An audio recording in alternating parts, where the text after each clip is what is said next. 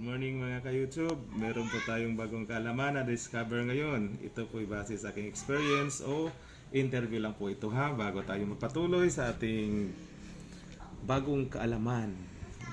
Please like and subscribe my channel, Mindleaks at Jelix Tihana. Salamat po sa pag-subscribe. Okay, mayroon tayong bagong kaalaman. Ito yung pinabagatan nating The Wonder Dahon, Marvelous or Maravilous. So guys, so tingnan nyo ng mabuti. Kilala nyo ba ang dahon na to guys? Putol-putol na to guys. Kumuha lang kayo ng 5 pirasong dahon na ito. Tinatawag itong Maravilous or Marvelous. Bakit kaya ito tinatawag na missing dahon or the wonder dahon?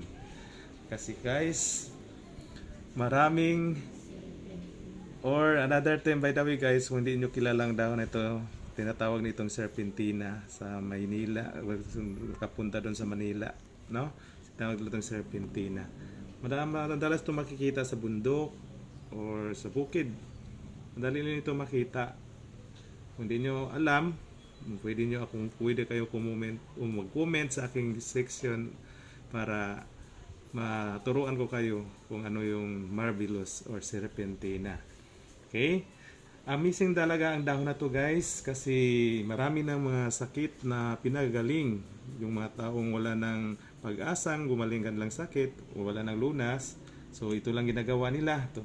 Tulad ng mga sakit na diabetes, high blood or mga bukol. O ito lang ginawa nila para malunasan, nabigyan sila ng pag-asa. Dahil sa wonder dahon na ito, gumaling ang kanilang mga karamdaman. Ayon sa interview ko sa mga naka-experience ng uminom nito. So ito lang gagawin, kumuha lang kayo ng 5 piraso ng dahon ng Marvelous or Serpentina.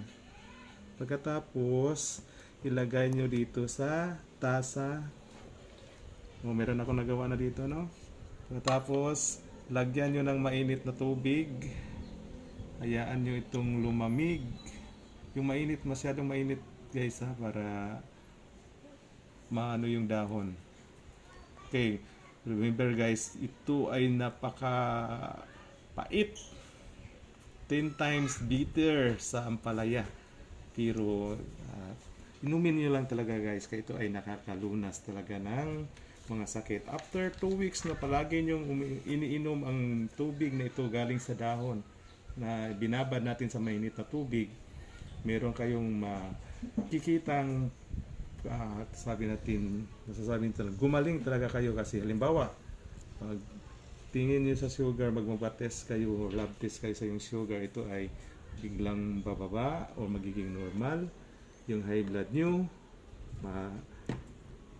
biglang bababa, at then pati bukol ito ay tinutunaw.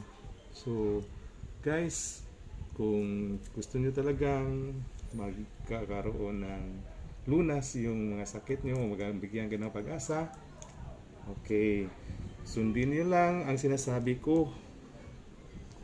Maghanap lang kayo ng wonder dahon na tinatawag ding Marvelous or Serpentina.